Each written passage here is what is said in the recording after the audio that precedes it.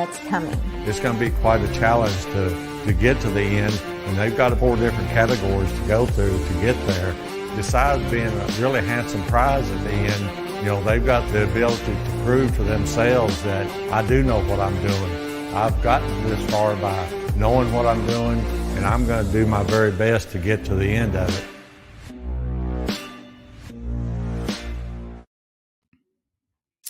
Yo, what's up, everybody? Welcome to the live stream. We've got Ben and Ed with us again. They are backstage. I'll bring them on in just a second. I just wanted to get on here. Welcome, everybody. If you can hear me okay, if everything sounds okay, please comment so I can make sure the sound's going through. I think it is. We're going to do some more sampling. Bardstown's whiskey taster, World's Top Whiskey Taster contest is Thursday. So this will be the last live stream that I do in preparation for that. There are 5 other people and there's 5 regions. So it should be a lot of fun. We're excited to go to Chicago. They're going to have the competition on a rooftop bar at Navy Pier. And it sounds like pretty awesome little shindig. Tickets are like $30. I'll post a link in a minute for you guys if you're around Chicago and want to go. I think we've got about 12 people or so going to cheer me on, so hopefully I don't make a fool of myself. But let me bring on some of our old channel supporters here. We'll bring on Ed first this time, since I brought Ben first last time. What's up, my man?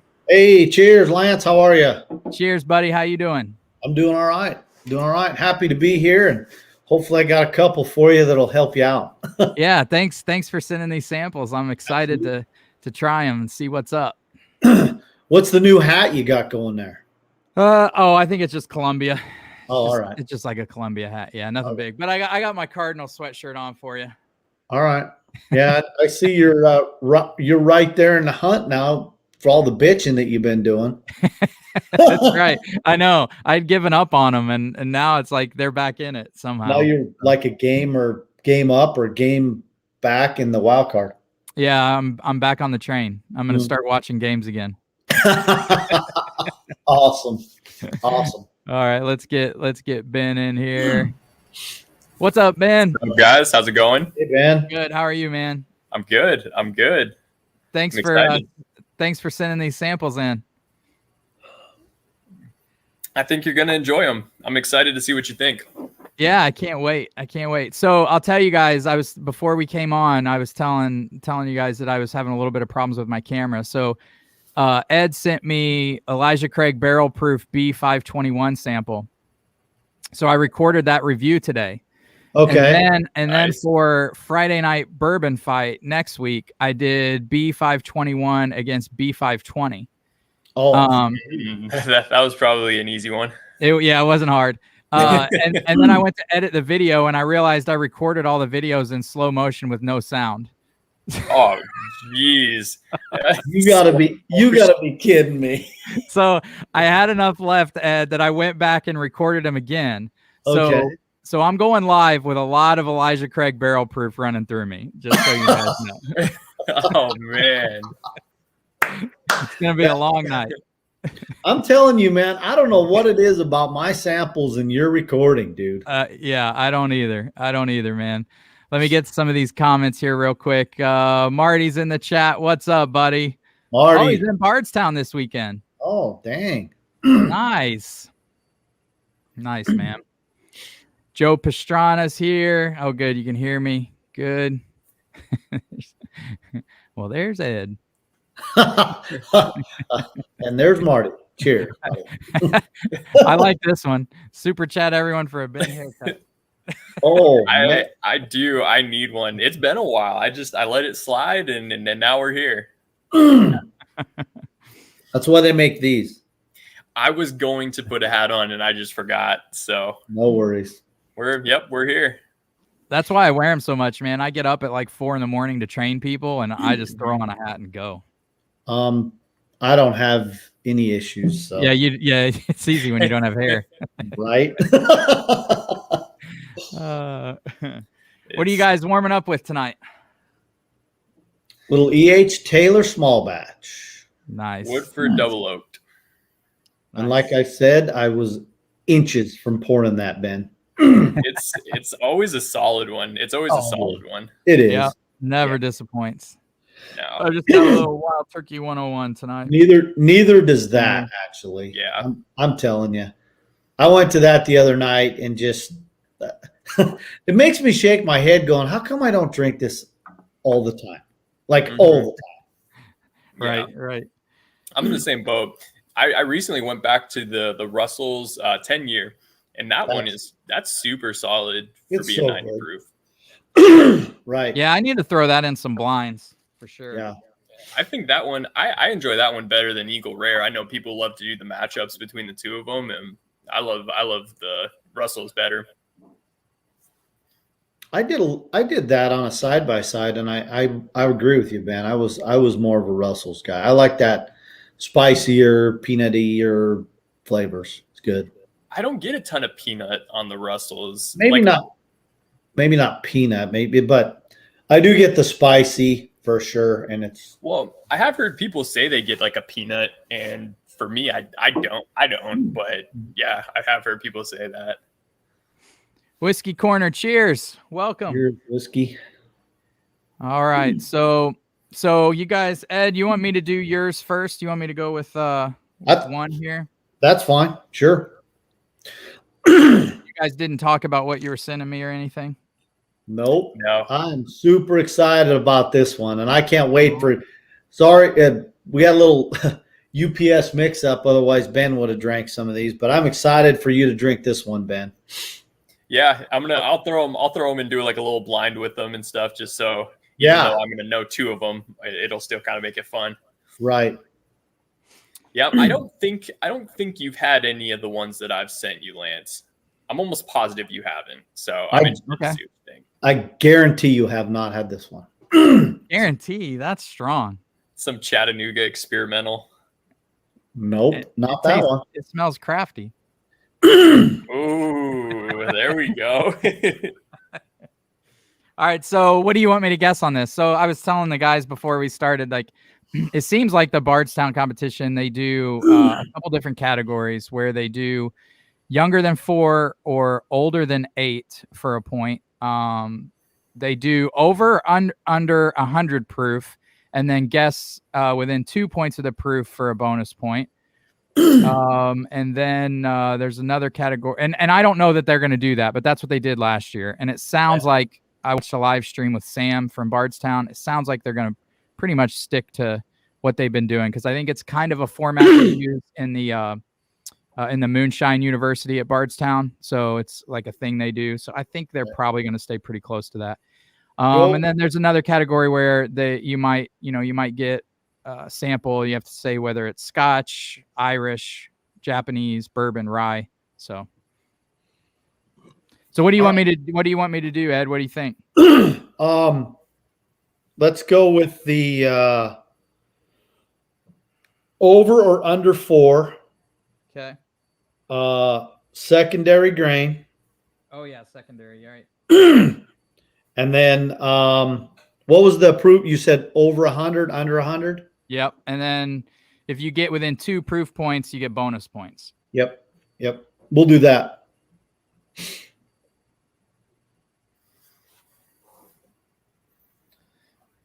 I love that name, Joe Pastrana. I'll bet he's connected. That is a good name. So, hey, Lance, here you go. There's the it black came. Snoot. Man, they got those out quick, huh? They did. Yeah. I like them. Yeah. I like them. I mean, they're not as good as a Glen, but for travel, heck, they'll do for traveling. Oh, absolutely. And I wasn't expecting them to be as light as they are, but they're very light. But I like them. It is interesting when you're drinking out of different glassware, just how stuff can smell different. And Agreed. like even like with like a rocks glass or something, just kind of the differences between that and a Glencairn. Right. So this is good, Ed. This is it tastes a little crafty to me, a little young. So I would guess under 4 years. Okay. there's like a lot of vanilla, almost like cream soda kind of notes to it that I'm digging. Okay.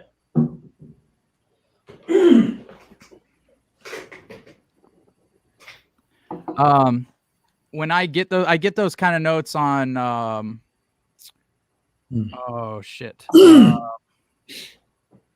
I'm having a brain fart. I can't think of the distillery. Oh, Journeyman.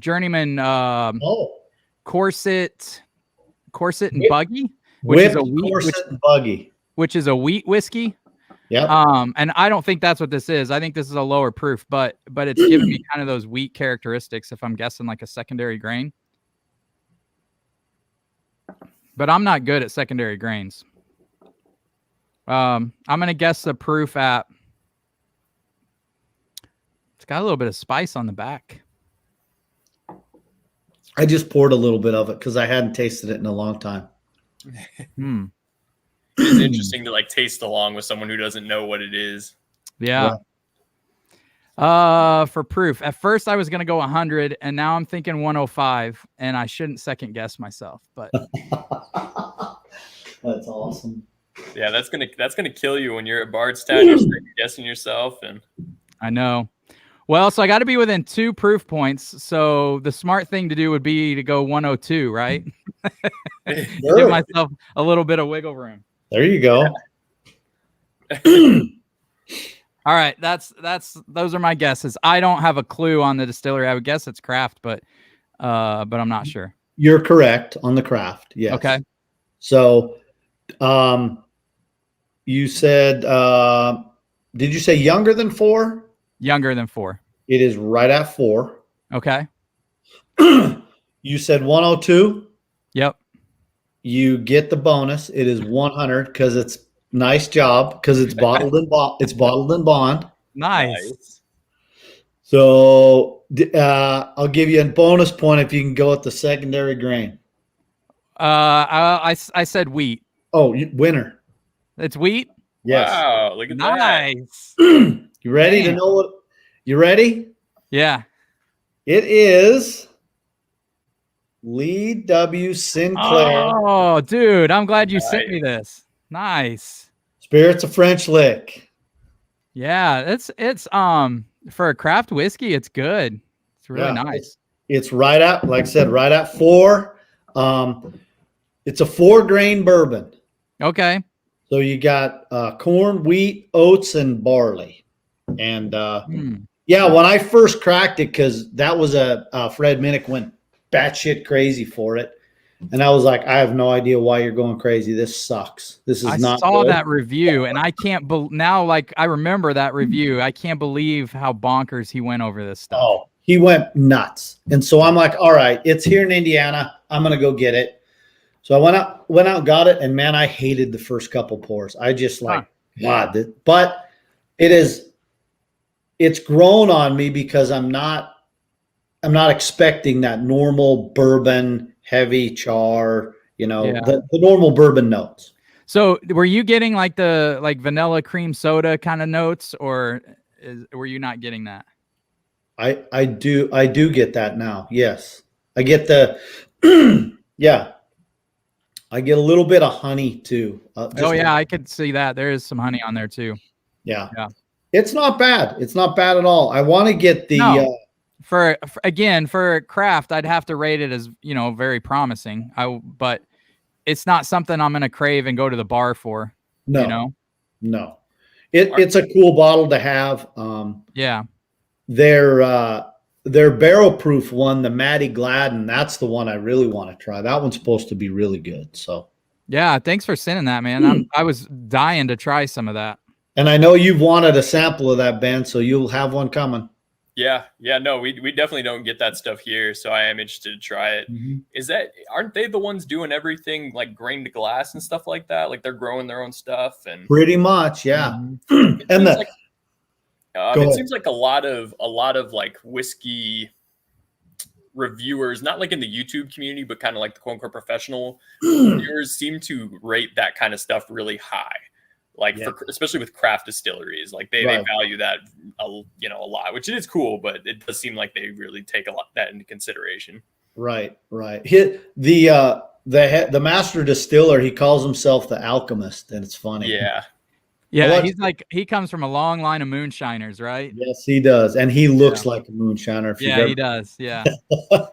So, Well, I mean, he's doing good things. I like this. It's yeah. Yeah. I mean, as far as craft whiskey goes, it's good. Yeah. All right. Well, that was a good start. I don't think that the night's going to continue like that. You smoked that one, and I'm impressed. I'm impressed. Yeah, secondary grain and all. Mhm. Yeah. So yeah, let's see. I got secondary grain, right? Yep.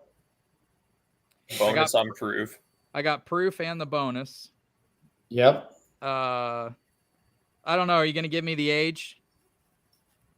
Did you said younger than 4? I mean, it's a bottled in bond, so Yeah. So she won't put anything in there like 4 to 8. I think 4 to 8 years. So it legit has to be under 4 or over 8. So I don't know, but anyway, I was close on that. I at least knew it was craft. Right. What else did we guess? Anything? I think that was it. Okay, so that was good. All right, you want me to do number 2 for you, Ed? Sure. I'll what's a good question we can ask in chat while I get this one ready? favorite craft distillery right now? Favorite craft? Yeah, that's a good one. Y'all know mine, so Chattanooga. Chattanooga? It is. Have you guys had Frey Ranch yet? I have never seen it in the wild down here. Oh man, I had a single barrel. It was really good. I think Aaron's bringing some of that, right? Yeah. Yeah. Have you had it? Frey Ranch. Yeah, I'm excited to try that one. For me, right now, Still Austin is one that I've been really enjoying. They're doing some cool stuff.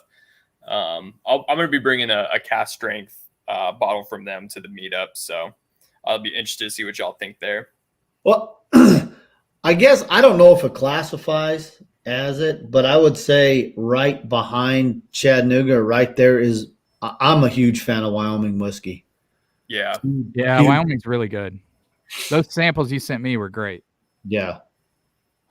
What was the one you were saying was really good? The double cask? Yeah, the double cat. Yep. That one's really good. The Outlander's good. That's their bottled and bond. That one's good. I don't know if I'll bring some Wyoming. I will. I'll bring some. Nice. Yeah, I'm excited to try more of that. Yeah, they're doing. You guys know how many bottles we said we're going to bring? I know. We're going to have quite a few. Yeah, quite a few. Getting longer and longer. What's up, Adam? Cheers, brother. Cheers, Adam. Yeah, we got to hedge our bets in case everything's closed. Yeah, right. Yeah, goes on strike. Yeah. Yeah, no kidding. All right, what are we thinking? Whoa, that's wild. What in the world is that? Are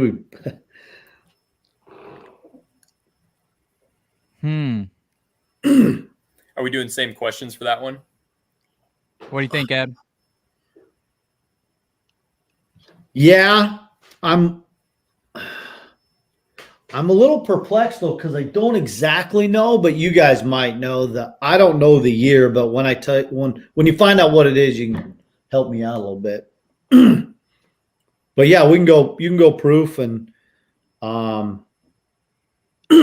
yeah.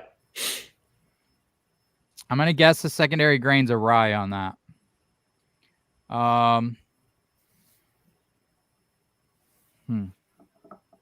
And do you know how much time they give you per question? 2 minutes. Oh, okay. So that's a good bit of time. Yeah. It's enough time to second guess yourself a few times. Yeah, exactly. Exactly.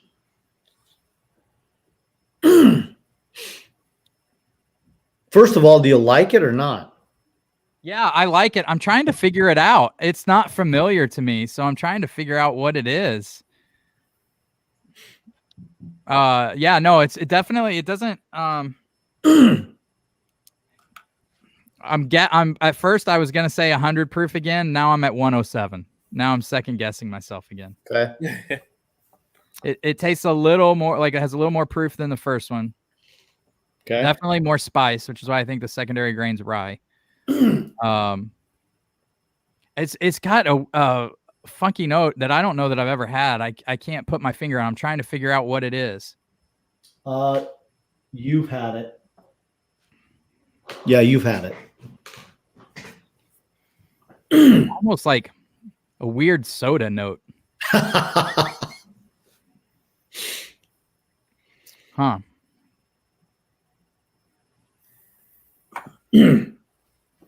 So I'm gonna guess the proof at 107. I think it's a little hotter than the first one I had. All right. I don't think it's older than 4 years, but I'd say it's around 8, but I'm not sure. It's definitely older than 4. Yes. Okay. But other than that, I'll have to defer to my colleagues here on the actual age. Yeah, that's good. It's really interesting. I cannot put my finger on it though.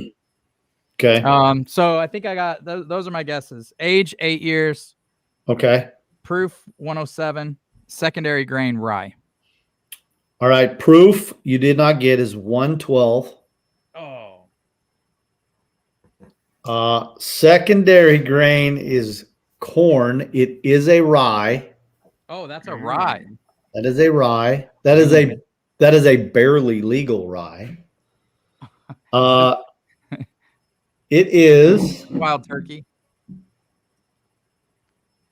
Oh, Damn it. That's why that's throwing me off. God. yeah, that's wild.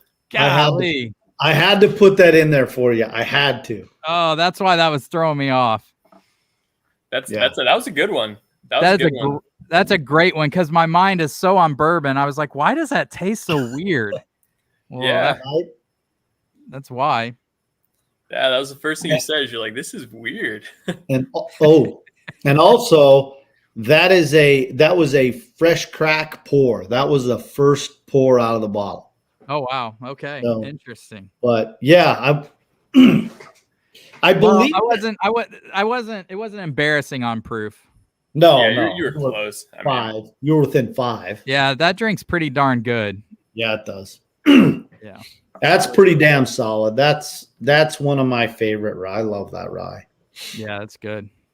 And so years I know all the rare breeds are older than 8 year, right? I don't know. know on that one. I'm not sure what the blend that they do. Yeah. It's 51-37-12 is the mash bill. Because I'm sure the rye they put in there isn't as old. Yeah, that's probably true. Yeah. So maybe 6 year. It's probably yeah. I bet it's like between like 6 to 8 or 6 to 8. 6 to 10 maybe. I don't know. Right. So I haven't really heard anyone talk too much about the age. Me neither. Well, I'll tell you this: if they put that wild turkey rare breed rye in the competition, that would have skunked me. That would have stumped me bad. Oh yeah, like on the question, is this like a rye, a bourbon, a Scotch? Obviously, I mean, I knew right away. I was like, this is definitely higher rye, Mm-hmm. but I didn't guess it was a rye. Those like barely legal ryes, man, they'll mess with you. I know. Like Yeah, Pikesville would be another good one to put in a blind. Right. Like that, yeah. So there you go, man. All right. Nice. Those were good, man. I like that. Yep. All right. What do you think, Ben? Start with E. Start with E. I just poured a little bit of that, Lance, and I get straight up orange creamsicle. Yeah, that rye, like you get a lot of citrus with that. Yeah. Yep. Now that I just took another sip. Yeah, it's crazy. A lot of citrus. Yep. Yeah, there's I always, with Ryes, I get a ton of that citrus. Like same thing with the Remus batches. I always get a lot of. Yeah, like, you were saying that you get a lot of citrus in those Remus. Yeah. I don't get as much. I get, but again, I've only had 3, and then what did Lance put in the Advent? 4? I think it was 4. Yeah, 4. Yeah. I get a bunch of leather and tobacco in those Remus ones for some reason. That's what my palate seems to migrate to in those.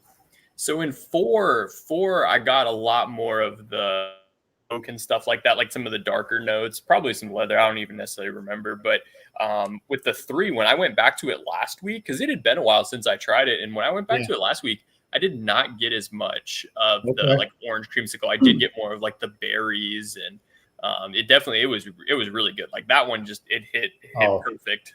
That thing is so good. Oh man, that's so good. I got lucky. I got a backup Remus 5, so I'm thankful for that. Nice. Oh, this is an easy drinker, man. Have you tried it or just nosed it? I just tried it. So we'll do proof. We can do the same for proof, like over or under 100, age, over under 10 years, and just for fun, we'll do how much would you pay? Okay. Oh man, this is gonna be a hard one.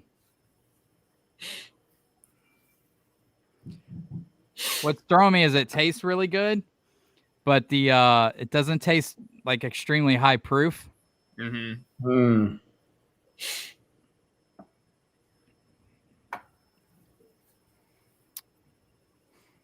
There's a lot of nuttiness in there.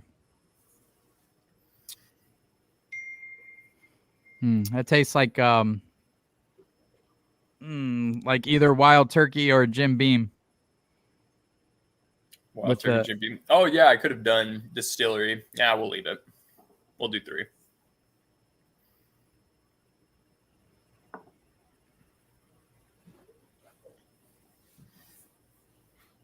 Oh man, the proof is getting me. That's where I got to stop second guessing myself. What are your first initial thoughts? My initial thoughts were under 100 proof. Under 100. Yeah, but now it's also tough too because you came off of the heels of like that 112. Yeah, exactly. Oh, not only 112, but a barrel strength rye 112. Yeah. This is over 100. It's just barely over 100. It can't be much over. Okay. And what do you want me to guess on the age? Over or under 10 years? Mm-hmm. Okay.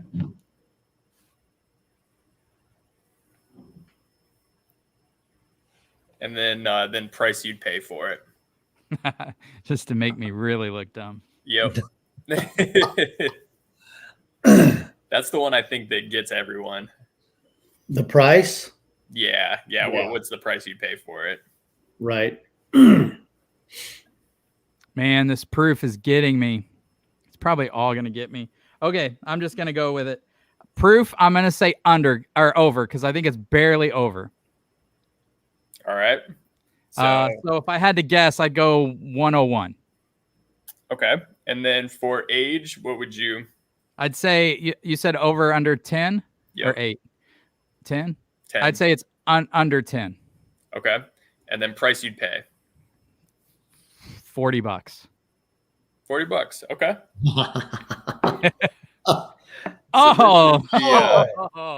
The Evan Williams 12-year. So 101 proof, 12 years old, $100 retail.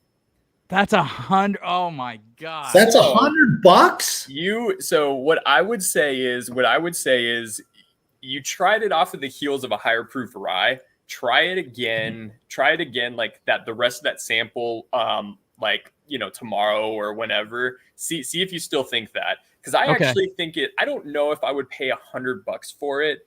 But I would say it's probably a good $75 bottle for sure. And if you've never had it, I'd even splurge for the $100 on it.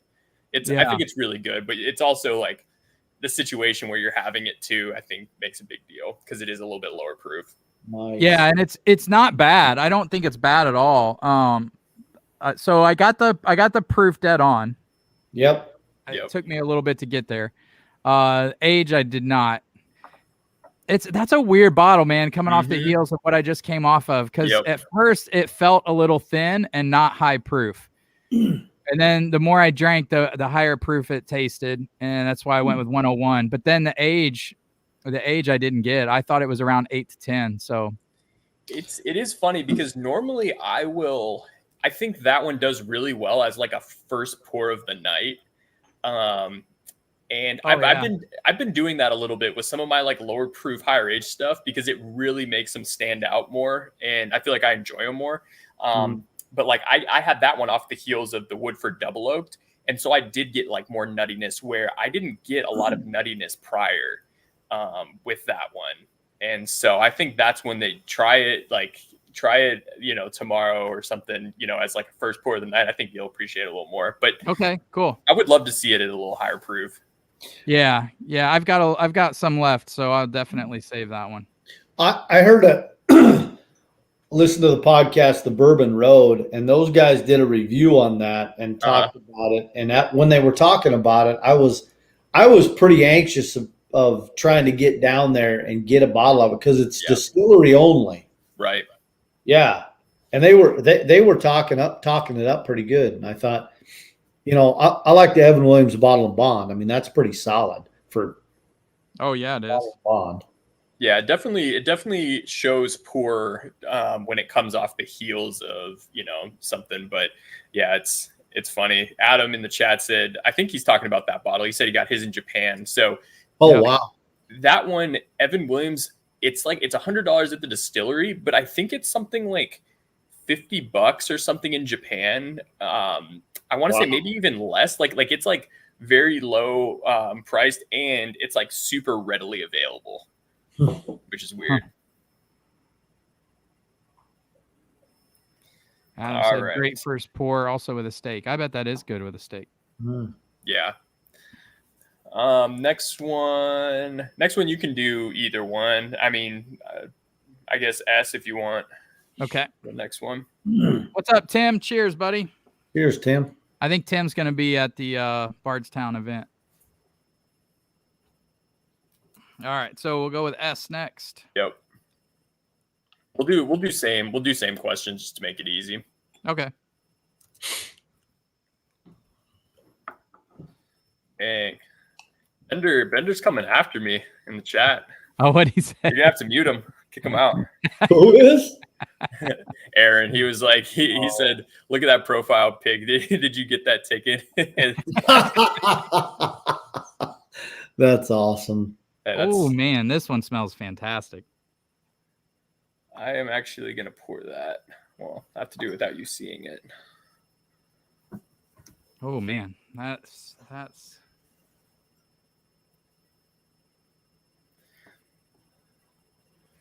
Yeah, I'm interested to see how you rank this one.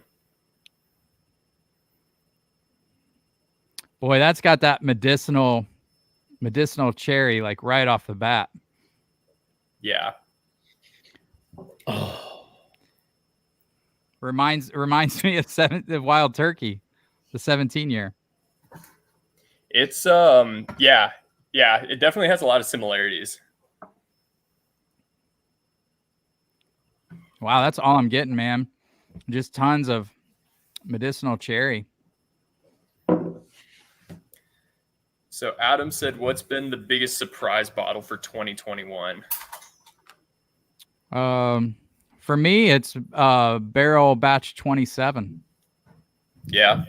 Yeah, I'm in love with that bottle. I love it. I think everybody's sleeping on it. What about you, Ed? That's a good question. I would probably. I think for me it might be FAE 01. That thing was way better than I figured it would be good, but man, it was way better than I thought. I love that. I love that bottle. Yeah. Yeah, it's a really good one. People are sleeping on that one.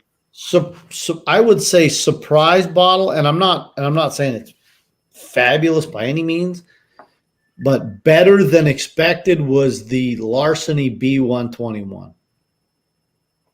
Really? I still got to review that sample you sent me.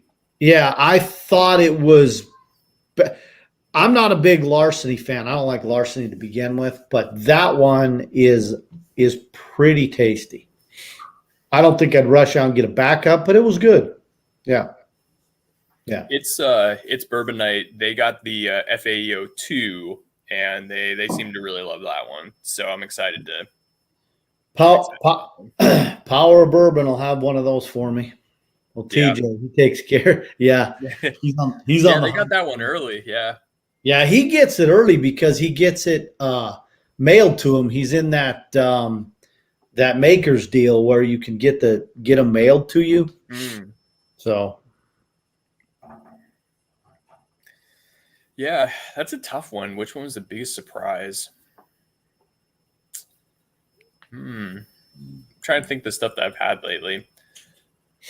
Man, the Remus 5 was. I mean, I didn't think it was going to be a surprise, but I knew that one was going to be good. But I mean, I thought that one was really solid. So I bookended your 27, Lance. I have 26 and 28. Oh, you do? I almost did the Friday night bourbon fight with batch 28 because I got a sample of that and against batch 27 to see which I like blind. I think 27 would take it, but 28 had a little bit more Dickel characteristics, which leads me to my next point. The only time I get this much like medicinal cherry is in Dickel and Wild Turkey. I don't know what this is, but I haven't cracked the 28 yet, but I really like 26. So I can tell you it's not Dickel. It doesn't. I just meant that I get that like medicinal cherry note sometimes in some Dickel things. Only other time I've got it this strong. Well, sometimes I'll get it super heavy in like Knob Creek too. Mm-hmm. Really? Yeah. I think I thought of the biggest surprise for me was the Dickel 15 year. That one I really like that one. I'm excited for that. I really am. You know what? Sorry, I'm thinking out loud. I didn't mean to cut you off, Ed. Go ahead. Oh, you're good. You're good. Ed's used to it. I just remember two things I get super medicinal cherry in also. And that's Sam Houston 15 and Calumet. Those two. Because that's from the same distillery, right? Yep. Yeah. That'll be interesting, Lance, to see how much of it you get in that bottle that I'm bringing because I haven't opened it yet. When I had the Sam Houston 14, it was so like medicinal cherry. It like blew my mind. That's all I got, and that's all I'm getting in this. So, what are you thinking on proof? On proof, I had 105. I've bumped it to 108. But it might even be like 110. I'm going to keep it at 108 just because I get bonus points. All right, I just have to be within 2. Right. So I'm going to keep it at 108. I definitely think it's older than 10 because it is kind of drying on the back of my palate. And I'm trying to decide whether, it's it's got to be Sam Houston 15. There's so much medicinal cherry that's what I'm going with. It's my final answer. What would you pay for it? It's good. I think that's a bottle I don't know that a lot of people would like because it's again a lot like Wild Turkey 17 year. Those like clove medicinal notes are kind of strong for me anyway. But I'd pay $80 for that. So got it right. Nailed it. Nice. Well done. Man, it took me a little bit. Texas 2. So there, I think there's either 2 or 3 batches of the Texas one, but yeah, it's the proof you did not get. It's 103 proof, but 15 year, yeah.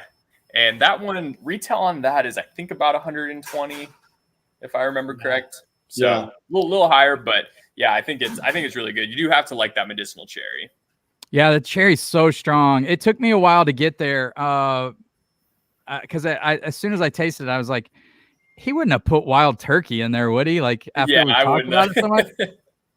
And it's like keeps coming up in blinds we have, and I'm like, man, there's no way. But it was such strong cherry. That's all I get out of it. So I get like a lot of like leather too, and almost like wood chips, like the dusty wood chip. I get some of that, especially on the nose. But yeah, boy, a lot of people are like calling that their whiskey of the year, though. I don't know about that. So I think, I don't know. It was interesting. It is still a fairly new bottle. It definitely is past the shoulder, but when I first opened it up, I definitely didn't get as much medicinal cherry. I don't know if it has something to do with coming off of that, like Evan Williams or what, but I'm also not like, it wasn't as good as the other couple pours I've had of it, which is interesting. So it'll be interesting to see how it evolves, but still really good. Yeah, really good. Yeah. I mean, I wouldn't be mad if I bought that bottle. Yeah. All right. This one, I'm excited for this one. This is, if one of the bigger surprises for me, and it's not the Dickel 15, but it is one of the bigger surprises for me. I saw Adam asked in the chat, is your Dickel 15 higher proof? Yeah. So the one I have is 105, I think 105. I want to say, from what I've heard, the stuff that's like under 100 proof is not as good. So I can't speak to some of the lower proof single barrels, but mine's a little bit higher, and I really like it. Nice. Did you see Lance? I texted Ben in the. Good Lord, this smells good. I came across for my first time in the wild. I saw a bottle of Rock Hill Farms the other day.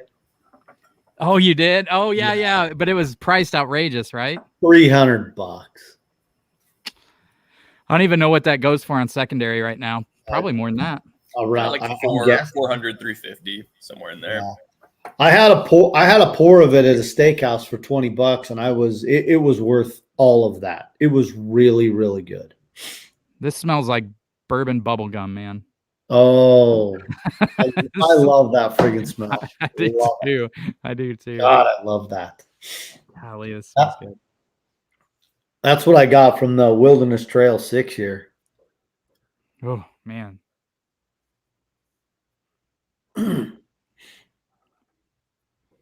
Ooh, that's nice.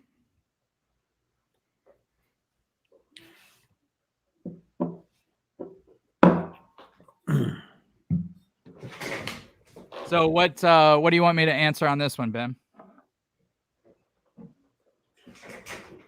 Oh, Ben froze. Oh yeah, Ben's all froze up. What's up, Ben?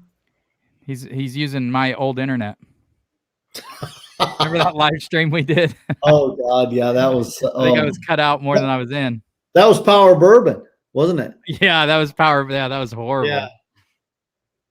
Oh man, this is good. This smells. It doesn't smell high proof either. I think you talked me into the cherry smell, Lance. I just poured some Knob Creek 12.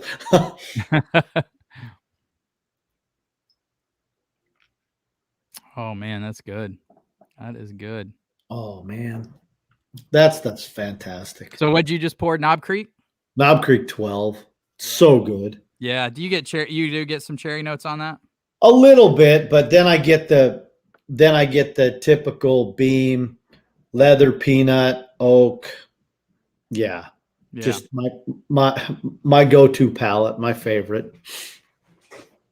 If you see Ben pop up in the green room, let me know if I don't see him. I haven't seen him yet. Do you have the Calumet 14?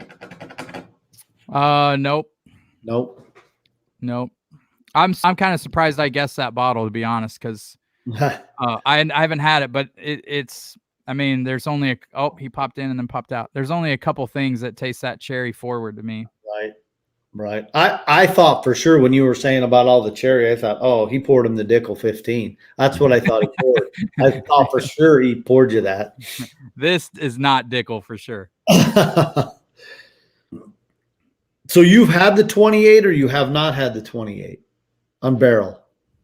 Now that I'm thinking of Dickel, it's making me question myself. What'd you say? I said, have you had the barrel 28 or not?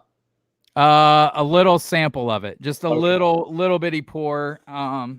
So I couldn't really evaluate it too much. I'm trying to save it till I do it blind and see which one I like best. I picked it up because I went into a store the other day that the first time I went in there, they never had anything like other than the normals. And you froze up, man. Yeah, I have no idea what my happened. Internet. My laptop just froze and then it booted me right out. Yeah. This is delicious. Yeah. So what are you thinking on it? So I'm thinking 100 proof. Okay. Age, I'm thinking greater than 10 years. Mm-hmm.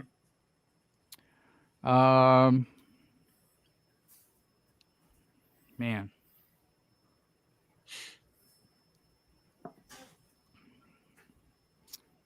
If I had to guess a distillery, I don't even know. Like I don't have a bottle guess for this. This has a lot of cherry notes to me too. Mm-hmm. Does it? It does. Yeah. Ben likes the cherry. I do. I do like the cherry. Yeah. You do kind of get that too with like older age stuff. Yeah. So I'll get cherry on like this doesn't medicinal though. This is like this is really nice. Like which I'll get on some of the good bottles of Henry McKenna 10 that I love. I'll get a really nice cherry note on the Knob Creek. I'll get the older Knob Creeks. I'll get a really nice cherry note.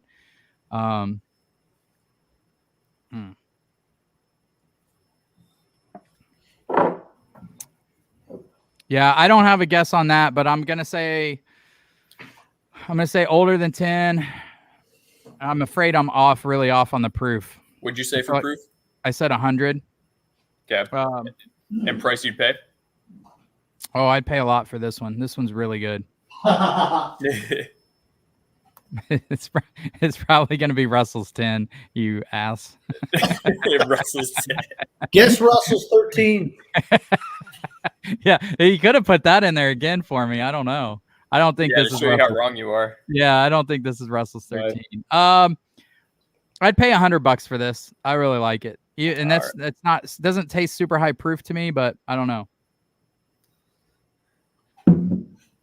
So Doc Swinson. 15-year. Oh man, that's good stuff. So it is 109.8 proof. Oh my goodness.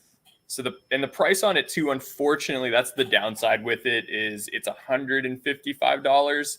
But I mean, I do think it's worth it. It just depends on how much $150 means to you. You know, it's like, yeah, right, exactly. Anything. But man, that does not drink 109 proof to me. No, it does not. It's very, very good. Oh my goodness. Yeah, I think it's priced right. I mean, like $10 a year is kind of pretty standard. So right, yeah. But man, that's kind of blowing my mind. Yeah, there is no burn at all. No one really talks about that one. And I mean, this one's batch 7. I've got batch 8 as well. I'll have to bring that one. But yeah, it's. I mean, I'll bring some samples of that one. But yeah, it's, if you see it, yeah, definitely one you wanna pick up. Yeah, I never saw that one in the stores, but it's delicious. I'd grab it if I see it. I think there's still some hanging around here. It's just, again, it's one that just people pass over because it's just like no one really knows much about it. The labeling isn't great on it, and so. Is that MGP? Mm-mm. It's No? that sourced 15 years. So it honestly could be the same distillery as that Sam Houston 15. Yeah. So, Which is funny because you get those cherry notes, just not as medicinal. yep. And what was the proof on the Sam Houston? 103. Okay, so the Sam Houston's lower proof than this. Yep. That's crazy.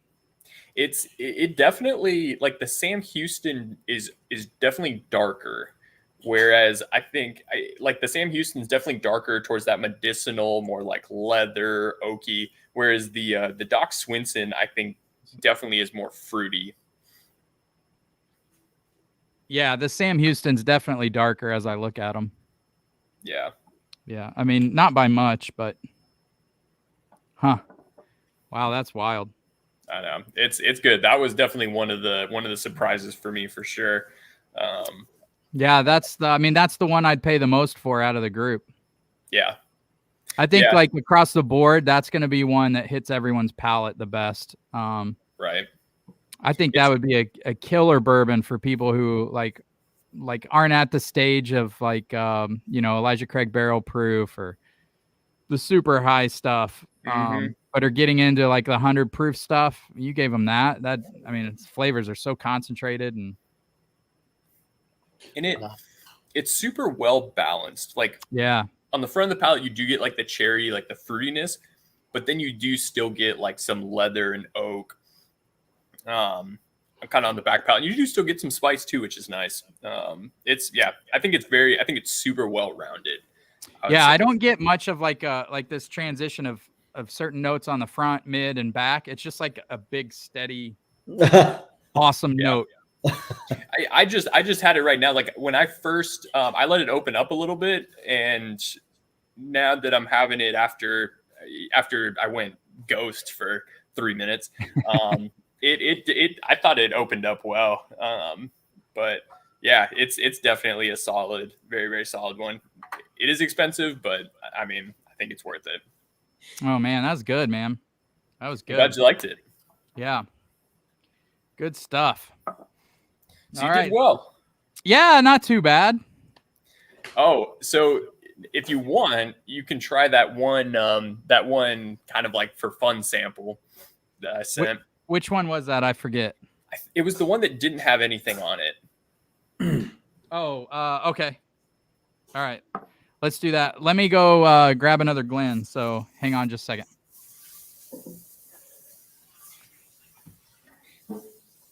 So I just did the fresh crack on cork pop on the barrel 28. Oh, you haven't cracked it yet. Just poured it. What's which one?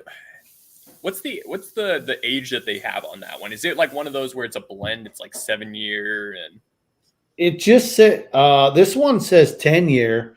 Oh, okay. And it says in Indiana, Kentucky, and Tennessee on the back, nice. But it doesn't give me the breakdown of what like the ages. It just gives the blend, but it says 10-year. So, that's good though. I mean, it's probably that 10-year. I would imagine it's like MGP or something. If it's whichever one, if any of them were going to be the youngest, it'd probably be the MGP. What's a good question for the chat, guys? Biggest disappointment so far this year. All right. Oh, yeah. Lance's perfect palate. He's got a ton of disappointments. Yeah, no shit. Stop. Everything. Yeah. Yeah, if it's not Weller, he doesn't want it. That's Lance's surprise bottle is the CYPB. I think that's a good one. I'd call that a good surprise. You guys are gonna get. You guys, neither of you have had that, right? The CYPB. I have not. No, but hearing you rave about it, I believe. Would you? Hey, Tater, would you get real? I'm bringing it to the meetup. Have I had CYPB? He's bringing it to the meetup, and there's like an ounce left for all of us to share. Oh shit! Yeah, because you guys are gonna drink it on the drive down, so I ain't getting it. So it is what it is. That's why I'm flying there early. I know. There's oh yeah, that much left. All right. How much of that have you drank versus how much of that have you given people? Probably about half and half. Yeah. Yeah, I've given, I think, probably 4 samples out of that. Nice. Yeah, about 4 samples. So, yeah, I'll save the rest for you guys at the meetup. You guys can finish it off. Biggest disappointment for me is Elijah Craig A121. I did not. It didn't even come close to any of the batches from last year. Not even close. To me. Yeah. What in the hell is that?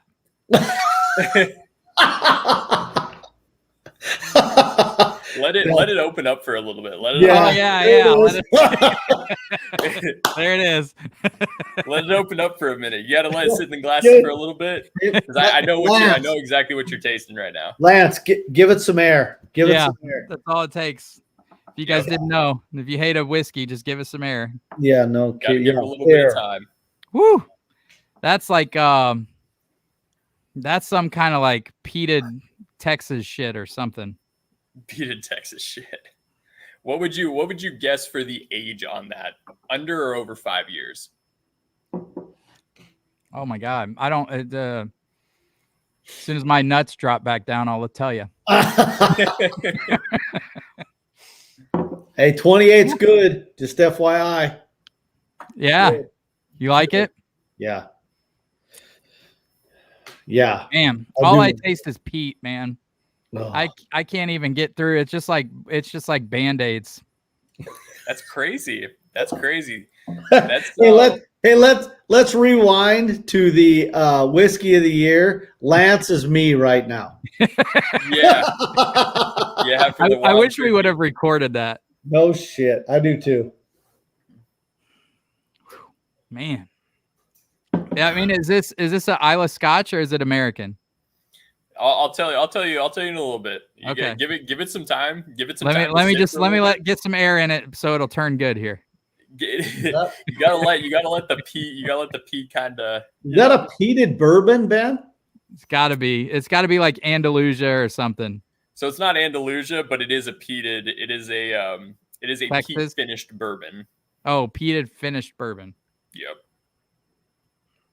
I saw one of those the other day in the liquor store, and I was like, "What the hell?"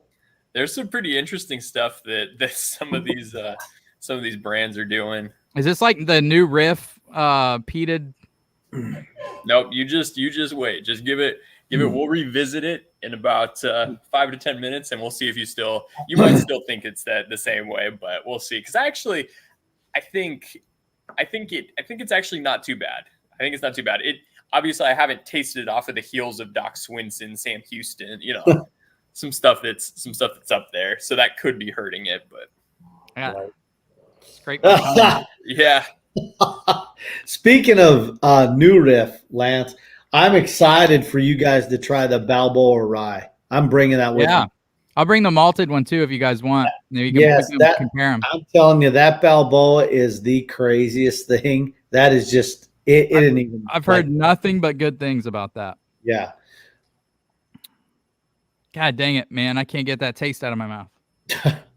Man, that's funny. For about 2 days. I thought you of all people would be more open to it, but yeah, right. That's awesome. Yeah, I knew if I sent it to Ed, he'd hate it instantly. But oh yeah, Ed would have threw up all over the screen. Yeah, he would have spit that right out. And that would have got you about 60,000 views, Lance. So, with Scotch, there's always this like there's the peat, but what I don't mind about a lot of Islay Scotches is that there's this like undertone of sweet apples or pears that I love to get to. I can see how this is like a bourbon and there's a little bit of caramel under that like smoke, but man, it's just like Band-Aids.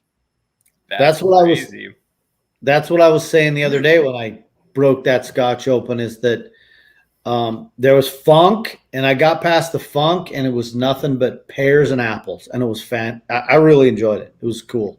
I will say, Ben, as I sit here and keep sipping it, it's not as abrasive as the first couple sips.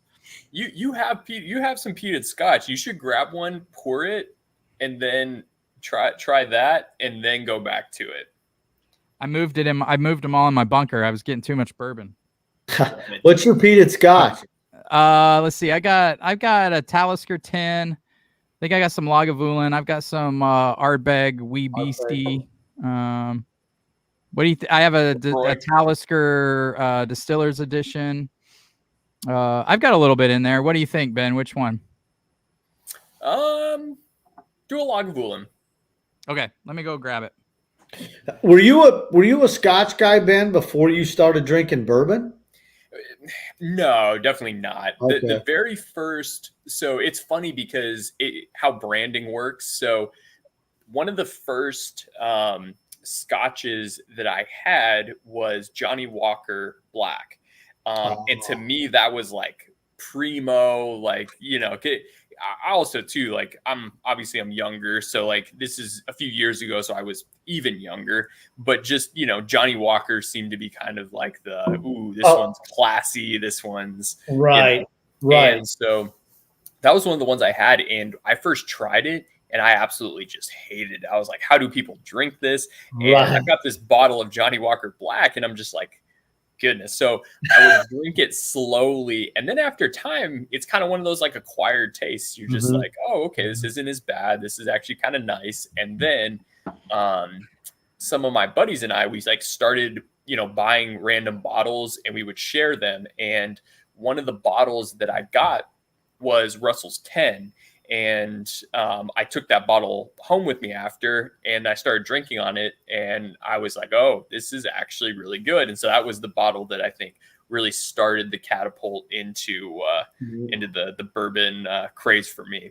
We did at my 30th class reunion, we set up and we did a bourbon tasting and brought, we had like 10 or 12 different bottles. And then a couple of guys brought some Scotch, and I was so soured on Scotch, I didn't even try it. And one guy brought in the Johnny Walker Blue Label. Oh yeah. And then come to find out that's like a $200 bottle. Yeah. And I didn't even taste it.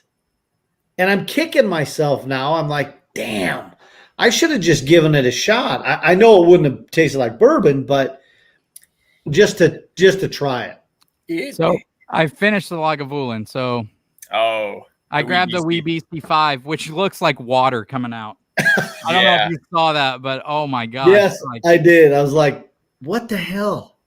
That's so crazy. When you add a little bit of water so a lot of scotches, I actually learned this, a lot of them do the chill filtering because of the fact, like when you start adding a little bit of water to it, because scotches I think they do better with water as opposed to bourbons. I think bourbons for the most part don't need any water, but scotches definitely open up more. But yeah, when you add water to it, it definitely like changes the way it looks a lot more because it is, I think, a lot lighter. And so they'll do the chill filtering to get those fatty acids and stuff like that out of there so that it doesn't change as much. So the one that you sent me next to the Wee Beastie smells like straight up bourbon. Yeah. Really? The Wee Beastie is like smells like margarita mix. It's like it smells so briny and really? It's crazy. Wow. This doesn't smell bad at all now. This actually smells really good. You might be able to guess the distillery on that now. Okay, I'll try the Wee Beastie here. So I just picked up a bottle of Soured Socks, Ed. Soured Socks. The Barrel Oh, yep. Nice. That's such a good bottle. Barrel is starting to become one of my favorite distilleries. It's just the stuff is so expensive. That's the biggest problem. Yeah, I'm with you on that. Yeah. Don't you dare. I hope to God Power Bourbon isn't watching this because I don't want Chuck to find out, but I'm secretly in that camp as well. Yeah. I really am. Yeah, Barrel is doing some good things, man. So I was saying I went into this liquor store just down the road from where I work, and the first time I went in there, all they had was your standards. I mean, they had nothing nothing out of the realm of different. So I just avoided it forever. And I thought, what the heck, you never discount hole in the wall liquor store. So I go in and they have 5 barrel offerings. And I was like, what in the hell? Where did you guys start carrying And they had Seagrass, they had Dovetail, they had the was it Armida? Yeah. Armida. Batch 28, and they had one more, and I was like, holy shit, when did this happen? So yeah, so I picked up 28, and it's fabulous. Actually, it's really good. So yeah. So Ben, I don't know. I can't think. I'm having a brain fart. I cannot think of what other distilleries are like playing around with peated bourbons. So it's sourced. Oh, really? Wow. Yep. I quit drinking it. I'm done with that. But I'm just having fun. Did you go back and smell the glasses from like the Sam Houston, the Doc Swinson? I always like doing that, going back and smelling the empty glasses on them, because it's the Sam Houston smells so sweet. Yeah. But all right. So what is that? What is that? I'm not going to go and grab the bottle, but it is that. So it is 10-year-old Elijah Craig. What? At 120 proof. That's finished in peated Scotch casks. So they take this 10-year-old Heaven Hill. They go ahead and send it over to. All right. Well, now I'm going to drink more of it, and then send it back over after it's finished. I want to say I can't remember how long they finish it for. I want to say it's a couple How did you years. come across that? So it's. I'll go grab the bottle. Let me grab the bottle. I'll be back. That's crazy. Hey, Lance, whatever you do, don't go back and smell that Lee W. Sinclair. That smells like shit. Super crafty now. Oh, God. It smells like cornflakes. Yeah, it does. Yeah. Oh, man. Smells like a Chinese food restaurant. I don't even know if it smells that bad or that good. All right. So I actually lied to you guys. It's actually 130 proof. Oh my gosh. It's what? So it's archives. So it's 10-year-old Heaven Hill. It's a single barrel. I saw that the other day. So they do different stuff. They don't just do they have like some other stuff that they do, but they source all their stuff. So let me see. Is that around $80? It's a little more expensive, yeah, because it is. I mean, honestly, like if you like the stuff, it's a good value, because you think about it, it's a single barrel. Yeah, it's a single barrel. Basically, I did see that, and I was like, "What? What is that?" I bet the price is pretty steep on that, isn't it? Like 80 to 100 usually. They vary, but yeah, I mean, like you think about how much it costs to do like those finishings and stuff like that, and to source stuff. But I think I saw it was $89.95. Honestly, they probably took some of the shittier barrels of Elijah Craig barrel proof at 130 proof and just took those and then finished them. But I mean, I wouldn't be mad paying $80-$90 for that. It's so unique, and that's a cool thing to have in your collection. It is. I think that's one. If you still have some of the sample left, try it. It's another one of those kind of try it, not on its own, because it's 130 proof. You don't want to start the night off with it, but Ben, send me a sample of that if you don't mind. Absolutely, yeah. I'll send you a sample of it. It does need some air because it is peated. It does need some air. I'm a firm, so I'm not necessarily as big of a believer in like I do think the neck pour has something to do with it, but like I'm not a huge believer on like, let this bottle sit for 3 months and go back to it. But I do believe in let something sit in the glass for 10 minutes and then go. Yeah, absolutely. I believe in that. Yeah. Well, it's like my thought is like these things are getting so much air being dumped from a barrel and then put in a bottle. It's like But I don't know. I think we talked about this last week, but I think it has a lot to do with our taste changing from day to day. Yeah. Do you watch Stuff and Whiskey? Mm-hmm. Occasionally, I like that channel. Have you seen them do their? They just did they actually just did a blind with a first 2-ounce pour of rare breed and a last. Yeah. Did you see that? I didn't watch it, but I saw it pop up. Go watch it and see what you think about their take. It's interesting. Okay. All right. Cool. Yeah. I'll have to do that. I saw. I think Whiskey Tribe did a big video on that. Did they? Yeah. They do a lot of stuff like that. Yeah, and their whole take was this whole letting it air out is complete bullshit, basically. Yeah. I see. I don't know. I'm with you, Ben. I don't know that it's complete bullshit. Because like just now with the Doc Swinson, right after I poured it, typically with all of my bourbons, I let them sit for like 5 to 10 minutes before I taste them. And the Doc Swinson, I poured it right away and I was tasting it along with you. And I was like, man, this just doesn't taste as good as I remember. And I was hearing you kind of rave about it. And I'm like, man. And then I went back to it after a few minutes and I was like, oh, okay, there we go. And it could have just been from like sipping it and acclimating my palate. That could be what it is. It could be that, but I'm curious what the chat thinks about letting. Yeah, let's get in the chat. Letting air get to your whiskey, and because I swear we joke about this all the time, but every time I have anything negative to say about a whiskey, somebody comments. You just need to let it give us some air. Just give us some air. Even if I do a review and the bottle's halfway empty, you got to give us some air. I'm like, dude. Bullshit! It's had freaking air for 7 months. The reason I said it for the archives is because I knew I was like that one.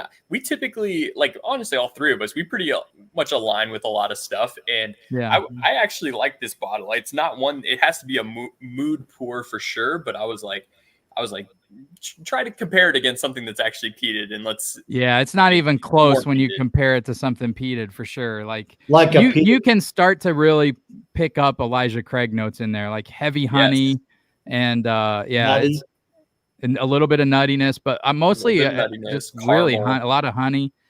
Yeah, I mean it's like I said, it's a 10-year single barrel, Elijah Craig barrel proof. I mean it's 130.6 proof. So it's like, I mean, that's I think A1's Elijah Craig barrel proof pick that I went on, and then they did another one. I think those are getting ready to drop pretty soon. Oh shit! I hope they're by the get together, by the meetup. I hope so. But I'm telling you, Ben, this guy is a wizard. He is. Narab's picks are ridiculous. Yeah, he's got some. The guys that go on those picks know what they're doing. Yeah, they do. But yeah, Ben will get to see it. You won't, Ed, but Ben will. Thanks, bro. One more time. I think by the time we get there, Ben, there's going to be a lot of. I mean, he's already got a ton of store picks out, but I think there'll be a lot of really good ones being released before we get down there. It's the perfect time of year, like You know, we're entering into like the perfect time of year for releases and stuff like that. What? Yeah. Are you around, Lance, during Thanksgiving? Or are you guys taking any family trips or going anywhere? No, we should be here. Why? You wanna do Well, something? I've got like 6 days break for our job, and I'll be in Indiana, and I'm thinking maybe I'll drive over. Come on over, man. Let's meet at the Blue Store. Yeah, we can meet at the Blue Store. Yeah, whatever you want. Whatever you want, buddy. Yeah, we got stuff is wild. Isn't that crazy? I forgot how crazy it was. I almost bought that today. Almost. It is, golly, it is like people talk about like the Fruity Pebbles. Like that is Fruity Pebbles, and then you get that rye spice on the back end, just like that nice. Yeah, it is goodness. I love it, man. That's one of my favorite things from this year. I mean, when you talk about something unique, like that's unique. Everybody talks about bourbon, the caramel, the vanilla, the oak. It's like that will. What do you got there, Lance? Well, I was gonna tater it up just so you guys can make fun of me, and I was gonna do some 107. Oh, God! But since you guys are drinking barrel, I'm gonna go with my trusty old batch 27, I believe. Okay. We'll do that. What do you think of 107? Like, where would you rank it even at like $50, where would you rank it on value compared to other stuff that you know that's $50-$60? So let's see. What are some examples of $50 we're Rare talking? breed. 50 to 60. I'll say 50 to 60. So you've got like Old Yeah. Forester 1920, Mhm. like, you know, Henry McKenna, Jack Rare Daniel's Breed, single barrel proof. Russell's single barrel. Yeah, so a lot of those we're talking about that are really good at that price point are a lot higher proof, right? Well, that's well. I mean, 120s or so. Well, Henry McKenna, Russell's Well, Henry single McKenna's barrel. not. I think at $50 it's priced right. I love it. I mean, Yeah, I do people too. like to crap on it, but for $50, I really like it, and I like it in blinds. I love the sweetness and the fruit notes, and it's just so crushable for somebody who likes higher proof. Yeah. At 107, man, I could bang that stuff back all night. That's Yeah, I would get effed up on that stuff. What would No you joke. what would you rather take? Would you rather take a Rebel Yell single barrel or the 107? Jeez. I've never had a Rebel Yell single barrel. I've you a got one. sample. I'm getting ready to do a review on it. I've got a 14-year one. Oh, And- you do? Mm-hmm. I have a 12-year. Oh, okay. Are you bringing me ice cream? Jeez. Oh, whoa. Hey, Renee. You want to say hi to Ed and Ben? Oh yeah, you look like somebody beat you up. You've been balling. Watching Hallmark Channel or what? You watch it all. I love it. My That's wife does the freaking same awesome. thing. I was like in the bedroom doing something, and I hear her like crying pretty hard. And I walk out, and she's like watching this documentary, and I was just like, "What is going on?" Yeah, she cries at everything, man. She looks like she's been beat up. Yeah, I mascara. mean, I know that our live stream is really touching, and the bourbon's so good, it's bringing tears to your eyes. She just couldn't believe the value No, of 107. it's that peat that she smells, Lance. That's what It's like cutting an onion. That's what it is. No, I'm good. I'm fine. What's going on in the chat, Lance? Nothing. No Really? chat. Yeah, we haven't. I saw nothing either. Yeah. Yeah, I was wondering like if it's working. I'm like, what's going on? Well, whatever. Yeah. So what was the question about 107? I forget. Just where would you rank it in value? Oh man. I mean, I don't know. For $50, I'd put it at a 0.8 probably, because I would never pass it up at that price. I would. At 50, I'm with you. At $50, I'm grabbing that thing. Yeah. Where would what's the most you would pay? I think that's a better question. Oh, that's a good question. Most I'd pay for 107. I would probably, thing is, like, you got to take secondary out of the equation, right? Like, yeah, I think you have to. I mean, yeah, like, what's it worth to open the bottle and drink yourself? Let's say this. I think this makes it better. You can buy as many as you want at that price. Like the highest end. I'd go up to 70. That's what I was thinking, Lance, because I'm looking at the barrel. I'm like, I just paid $80 for that bottle. So I for sure would pay $70 for 107. Yeah. And barrel's such a tricky thing because it's 80 to 90 and they're hit and miss. Yeah. I mean, you're taking a gamble. I know what 107 is every time. Man. Right. You liking that seagrass? I was like reading the finishes on it because it is so unique. Like I'm glad I picked it up because I remember when we had it in the blind and I was like, man, this is crazy.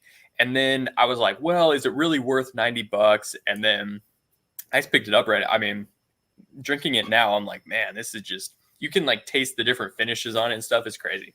So I saw Fred Minnick do a review on it, and he said that he didn't believe that was a bourbon drinker's rye. What do you think? I kind of agree with that, just because you think about like if you're going in expecting a lot of your caramels, your vanillas, your cherries, it is going to throw you off. Like it is going to be different. But I think if you're a true bourbon drinker, and what I mean by like a true bourbon drinker, had a lot of bourbon, you probably can appreciate a nice change of pace. Yeah, my thoughts on it were like, as a bourbon drinker, I love the sweet flavors, and it doesn't get much sweeter than that damn bottle. No. But it's sweet with a ton of spice too, though, which is what makes it kind of hard. A lot of rye spice. Yeah. I mean, that's crazy. Just the different finishes. Like, to think about blending that. I mean, now you got me tempted. Oh, dude, you got to get a bottle of that Seagrass. I'll go get a bottle tomorrow. That's like one of my top whiskeys of the year, and it won't come down just because it's so unique. Yeah, it really is. I mean, it's definitely something. I was just thinking right now, I'm like, could you imagine just blending those different things like that? It's like they're really hoping and praying. I mean, it's not something where you can. Right. Yeah. There's a lot of they got some balls for sure. Yeah, that's the get a handful of stuff, throw it at the wall, and whatever stick, and that's what we're going with. Yeah. Yeah. I think I did probably one of the earliest reviews on YouTube on that. When I got it, I was like, I got to get a review up on this quick because I know it's good. Yeah. Then I was just waiting for reviews to come out where this is shit. But I think everyone kind of liked it pretty much. Everyone appreciated the uniqueness. Yeah. Yeah. That you sent us samples of that, Lance, and it was very unique. I'm not going to disagree at all. That was unique as hell, and it was just not. It didn't hit my palate right, but I'm ready to give it a go. I'm all over it. Yeah, I mean, it could have been what we had that night. Order we had. What'd you say, Ed? This is a good question for Ed. Old. The new Baker's bottle I have sucks. Really? Yes, it's flat. I don't like it. I would love. Huh? Is it the 7-year? Oh yeah, Baker 7. Yep. So I've got an old bottle of Baker 7 that I haven't opened. If you want it, I'll bring it. Oh, I'll take that old bottle in a minute. Sure, yeah, absolutely. If you want, he'll dry hump your leg at the meetup for that. I'm not going to dry hump shit. Shut up. We'll do some trades. I'm fine trading for something. Yeah, I'll bring it. I'm not huge. Like, I'm not huge on Jim Beam and Baker's. Like, I think it's really good. I'm just like, there's probably someone out there that'll appreciate it a little bit more. Right. I have a Baker 7 Benny's store pick. I didn't even know they did store picks of them. Yeah. What? Yeah, and it's really good. Oh wow. Yeah. It's, you have did you finish your Baker's? You got a 13. Yeah. Yeah. I finished the 13 was really good. That's ridiculous. Those people, those are ones people seek for sure. But the 7 years, those sit on the shelves. So this is where is it? I don't know. It's hard for me to focus on this, but yeah, it's a single barrel store pick. Yeah. So I went to 7 years, 11 months. I went to a bar with some friends. It was kind of like a couples thing. My wife and I, we went with some couples friends, and we went to this bar, and it was like a little bit of a smaller bar. They didn't have a huge selection, but I saw that they had Macallan 12, and I was like, oh, I've never had that. I was like, I'll just see how much it is. And they were like, oh, it's like $20 for, an ounce. I was like, oh, okay. I was like, that's like a $60 bottle. I was like, I'm not going to do that. And I was like, I saw they had an old bottle of Baker 7. I was like, how much is that one? And they're like, oh, it's $6 an ounce. Oh shit. We'll take a double of that. I was like, it's the same price, but I was just like, it's just because people think like, oh, it's Macallan. And it was a bar downtown. So they're, upcharging on most stuff, but I had it and it was really good. I'm just like, for me, I just am not a huge fan of like the in-your-face nuttiness that you get with a lot of Jim Beam stuff. Yeah. And so that for me, that's why I didn't open my bottle. I was like, I'm just going to hang on to it. I know that there's going to be someone that's going to appreciate it more. So. All right. Oh, I feel like this is calling your name, Ben. I feel like you're going to like it. I've stuff that's more fruit forward. I am all about it. That shit kills me. That's hilarious. you're gonna love it, Ed. And I got another bottle of. I'm ready. 4 Roses, one of their barrel strength stuff. I got another bottle of that. Man, those are so good. I have never seen the barrel strength single barrels in the wild. I've only seen 2, and I bought one for myself and one for the advent calendar. So you're gonna get to taste one. Oh, what recipe is it? I can't remember. I have to go look. Oh no, wait, I got it right here. Let me check. They're solid. I'll bring we're gonna be bringing so many bottles. It's gonna end up being like just a 50 bottle share. This meetup. It's Right? OBSF. Oh, okay. So the F's are a little more herbally. Yeah, it's got some. It's got a little mintiness to it, but oh my gosh, it's so good. Here's Lots of red fruits. Oh, go ahead. Here's an advent calendar bottle, Lance. Let me see. Right here. Oh yeah, wait, which one is that? The Freddie No? Yeah. It's a Freddie No pick from Sherlock's here in Georgia. Oh, okay, nice. And I have one open, and I bought another one. I'm like, I'm going to donate this one. And sweet. These Freddie No picks are so good. Yep, I've got that other Freddie No pick for you. Oh, wait till you try that one, Ben. I'm kidding. That is not your typical in your face beam. Yeah. No, this thing is okay. Granted, the first time we drank it, I probably had 13, 15 pours in me before we drank it. But it was good, right, Lance? Were you here? I don't remember. Oh, that's right. Somebody put candy cans in your yard, I guess. That was a long night. It was a long next day. Yeah, it was. Those Knob Creek, I've got an old label, Knob Creek single barrel, 9 years, probably older than 9 year, but they don't specify on the old labels. Right. And that one is really like fruit forward. It's got good oak. Like I really like that one. I had one that really turned me off of those knob picks. It was like, it had a lot of licorice, and I am not a fan of like black licorice. Yeah, me either. Those turned me off right away. That would be my favorite. I freaking love black licorice. Yeah, I did not like it. I was like, okay. How do I love black licorice and don't like Pete? What the hell's wrong with me? Right? Yeah, I don't know. That is weird. That is weird. Yeah. Cheers, David. Pete's one of those ones you just have to get accustomed to. You just have to try it a few times, and then once you can get through the peat, you appreciate the delicateness of. I'm gonna pour me a little scotch. So I will tell you guys, I appreciate you sending the samples, because I wasn't able to get Russell's 13 or Sam Houston 15. What other ones have been really good this year? I don't think either one of those hold up, at least for my palate, to what I've got on the best bourbons of the year so far list. Well, so I've got a second bottle of Sam Houston 15. It's a different batch. It is? Okay. We'll see about that one. I haven't opened it yet, but when we do, I'll make sure to send you a sample, because I think, I think that one might be a good one. And let's see what this Georgia one is, because I have that one. You're going to bring that one, yeah. Oh, that's right. Yep. Man, this meetup, I can't wait. We don't even need distilleries. Who cares? Screw that, yeah. We'll just take a couple tours and just go to the gift shops. Yeah, that's what I'm all about. Is I want to just go to the freaking gift shops, and I want to get that Lux Row. What's the double oaked one? That 12 year. The 12 year. Yep. So good.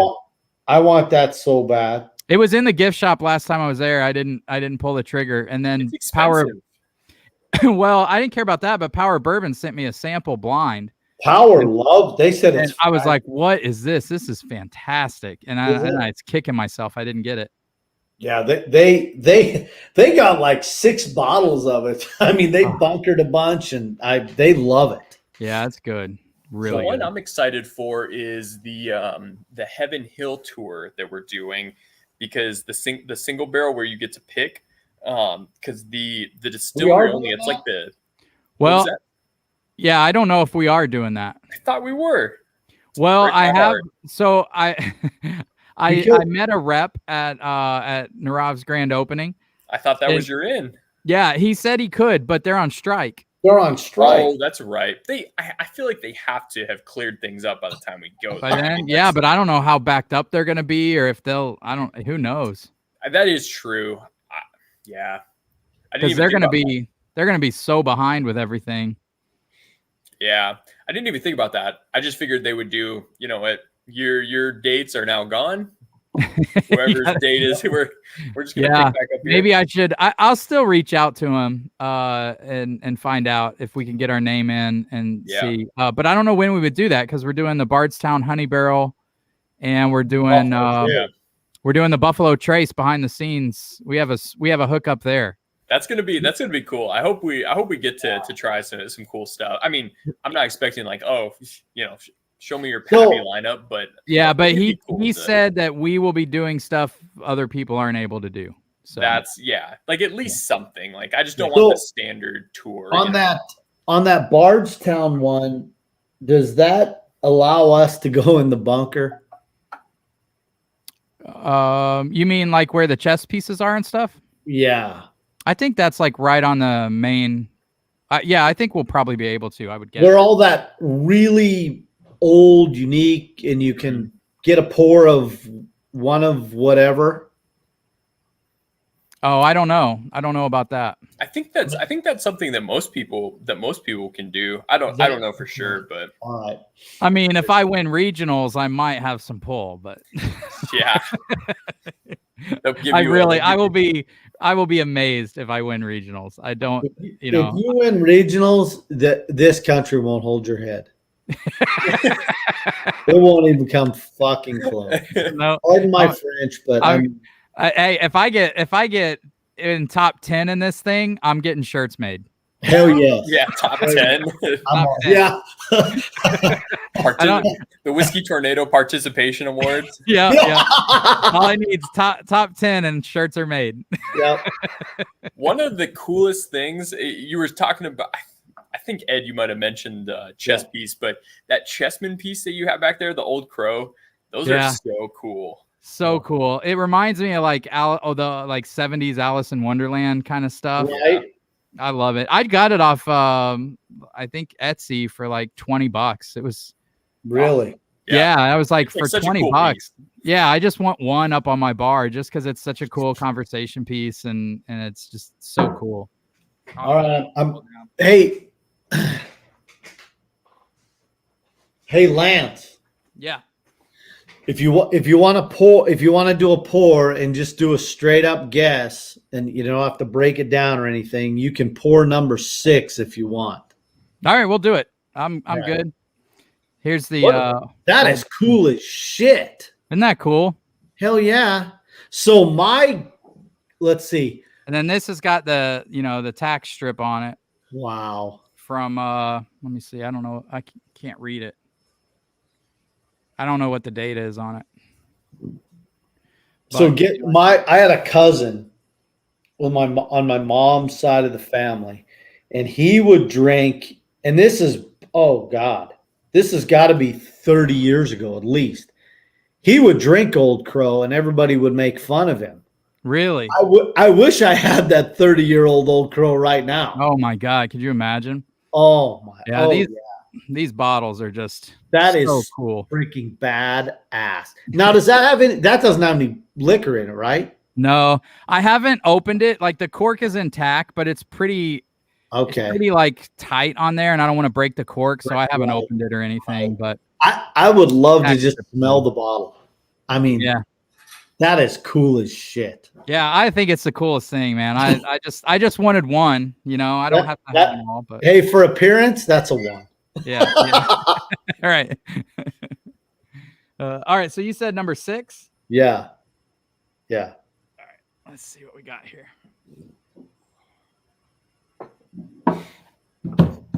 Oh, actually, you know what? I'm gonna pour some. Okay.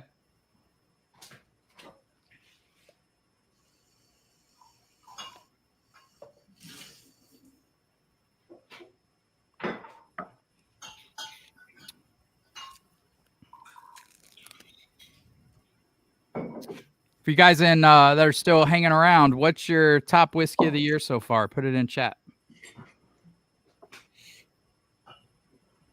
All right. So any sniffs or any leads or any feel on Stag 16? No. No. Me either. I've seen it. The best I hope to get is maybe a pour at Narav's bar, and Right.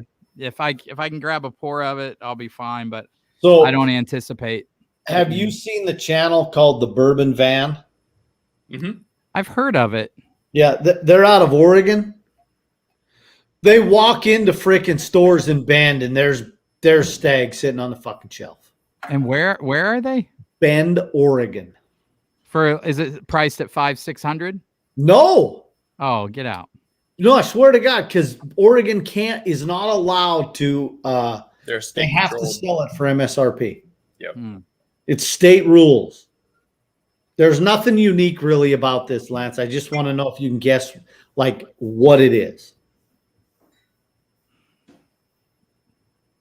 Are you having to try another sample? Yeah, just what It's weird on the nose. Like I haven't tasted it yet. On the nose, it smells like a Irish or something weird. It's weird. I'm trying another one of Ed's samples here. Dude, that's seagrass, man. That is something else. I didn't get anything on that. It was like water. The nose has a lot more than the palate. I don't know if it's just because I've been tasting, Elijah Craig 130 proof finished in peated barrels, or Right. Yep. That'll do it. I should have had you drink this very, very first, actually. I'm telling you, if Yeah. I closed my eyes, I would almost think that was water. There is nothing to that. That's That got to is be crazy. so low that there's. It's It 80. almost a tastes like liqueur. vodka. It's so unflavored. I should have had you drink that first, actually.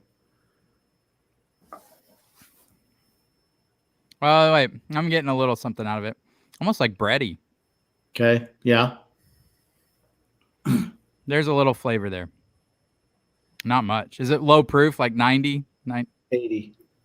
Oh, it's 80. Mm-hmm. It's really drying out my palate though too. That's crazy.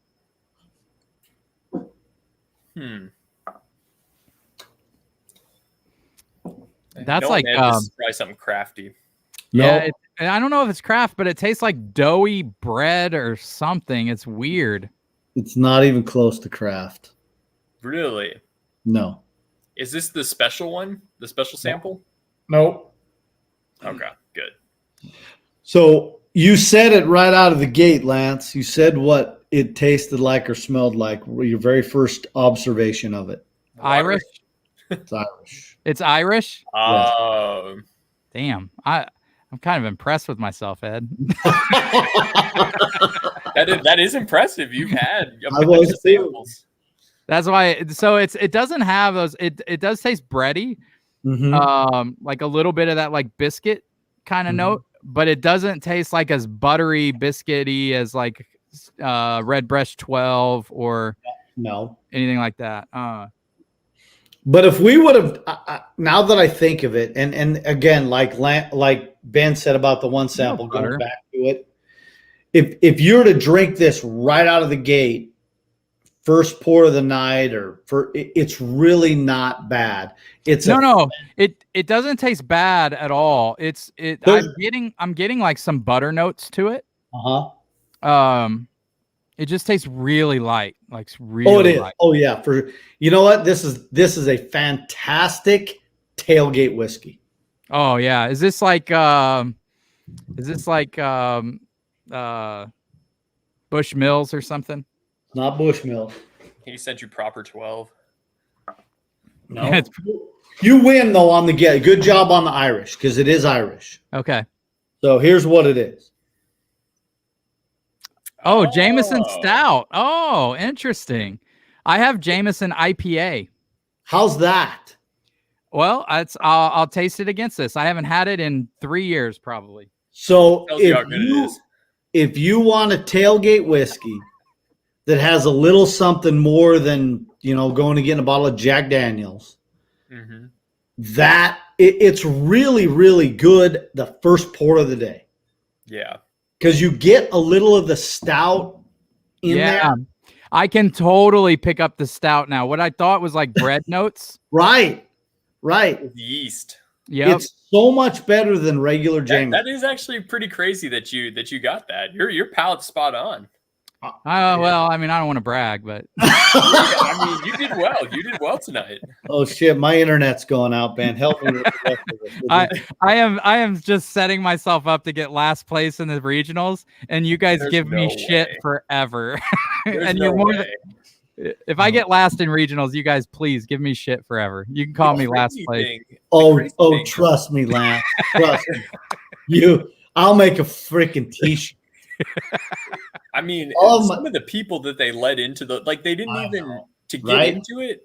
They didn't even do like whiskey stuff. It was more just answering questions, like random questions. And so it's like you're gonna get some people in there that have no idea what they're doing. So I've seen the IPA one and I've been tempted to get it because I mean you're talking $25-$26 is all. Yeah, so that is the more I drink that, it is real. I'm starting to taste it now. I think I had just blown my palate out, and it was crazy how it just tasted like water. And then I started picking up bread notes, and on the nose, it did smell like Irish.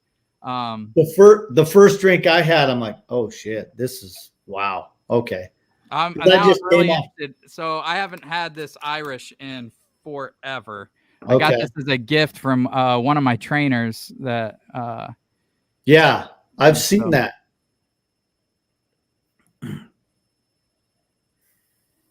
See, it's like whenever we start getting into all these different bottles, I'm like, oh, I've got a Redbreast cask strength. That'd be cool for y'all to try. But it's like we said that about 30 different bottles. It's like we can't bring all these bottles to this meetup. So that was Ed. You threw some good ones in here, man. I wanted to spread it all out because I knew they were going to throw some curveballs at you. Yep. Which one's that, Lance? It's the IPA. Okay. Yeah, the stout's better than the IPA. It's good. Yeah, I mean, the IPA is not bad. It's just not a lot of flavor. In the stout, I was getting those like bready, yeasty notes, which I actually really like. You'll get a sample of that, Ben. Yeah, I'm excited. I'm excited to try that. That's Irish. It's like you definitely have to kind of change your mindset around what you're drinking whenever you get into it because it's more delicate. It's like super delicate. The analogy that I was going to give is when you tried the Jameson Stout that Ed sent you. It's like you're putting a flower up and then you're running it over with a monster truck with everything that you've tasted before. It's like like that's essentially what you're doing. It's so delicate. Yeah, I had to actually like hold it in my mouth and like move it around a little bit and just kind of coat everything to even get some flavors on it. It's like we were just out shooting 50 cal and then I handed you a 38. Yeah, exactly. But no, I've drank regular Jameson before, and when I bought the stout edition, I took it to the Notre Dame game because I said if we're tailgating Irish, we're going to go right. And there you go. Yeah, I was pretty impressed for just out of the gate. It's not bad. Irish is a good call for tailgates, man. Oh yeah, that is And when I golf, I was going to say golf too. Oh yeah, and the guys that I golf with. He calls it birdie juice, and every time somebody makes a birdie, we got to take a shot, and he always has Redbreast 12. And every time I drink that, I'm like, oh my God, I need to buy this. This is so good. So freaking good. I think I sent you a text. Renee put that in a blind for me the other night. And I knew it was Irish. Man, it's good Irish. It is good. It is. I want to go down the spots and try the green, yellow, blue spot. Yeah. The green spot is fantastic. Is it? Oh man, that is crushable stuff. That is like if you had somebody over for a nice dinner instead of wine and you wanted to pour them a whiskey, green spot is where it's at. That's about $100, isn't it? No, green spot's like 60. Oh, blue spot must be. Yeah, green spot is such an approachable whiskey for anybody that comes over that thinks they don't like whiskey. If you poured that, I think it's good. It's fantastic. Lots of pear, apple notes, that buttered biscuit kind of note. Ooh, that sounds good. Yeah, it's crushable. It's probably one of the fastest bottles I've ever killed. And it wasn't straight out the neck, right? No, it's good, man. So this, I'm drinking the Elijah Craig A121, and it's like, it's just okay. It's disappointing. Right. Yeah, I did a review on it. I rated it pretty high, but I think what helped it is the value. Yeah. Because even at $65, I think even A121 is good value. Right. It reminds me a lot of like the Woodford batch proof stuff, where I don't know if y'all have had a lot of that, but I've it's never had that. It's like just it's super hot for no reason. It's like Really? I get that it's 120 something proof, but it's like you just get a lot of ethanol. Okay. So one thing we did on the Elijah Craig barrel proof pick that I had never done is the guy who led us through and we selected barrels with was like pretty insistent that we put water in the samples. And so we did. I reluctantly did. I was like, this is fine. And I put some water in all the samples that we tasted from the barrels. And I started to get some berry notes in it that I hadn't got. Just a little. Like you could put too much, but like 1, 2, 3 drops. And now I've started doing that with all the Elijah Craig barrel proofs. And I really like adding a couple drops of water to it. And A121 I did. On the first taping, I did it, and then I was getting a little liquored up. And on the second taping, I forgot to do it. So if you guys are watching this, you'll get an exclusive because you're not going to get that on the review. But That's funny. But yeah, I like it a little bit with a little bit of water.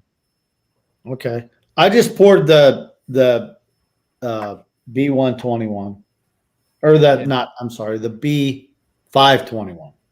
Yeah, add a little bit of water to it after you taste it, Ed, and see what you think. Yeah, I put a little bit of water in mine, and the like all the batches last year, so good. Yeah, A120, B520, C920, all of them are good. Like I thought that for me, like my top two were A120 and C920, and then I went back to my B520 and I was like, this is really good. They're all just so good. That was my favorite. Was the B520, and then the C920 was probably my second. Yeah, the B520 against the B521 in that Friday night bourbon fight. It's not even a smackdown. It's right. It's like it was like your makers. Yeah, it really is. It's just like that. Yeah, maybe the B521 just needs a little air. I'm not sure, but maybe that little air and a couple drops of water, right? Yeah. I mean, it's good. It's not bad for the price. It's good. It just doesn't. I think everybody's comparing it to last year, and that's why everybody's so let down. But if you had that blind, you would think that was a good bourbon. I think this one. Yeah.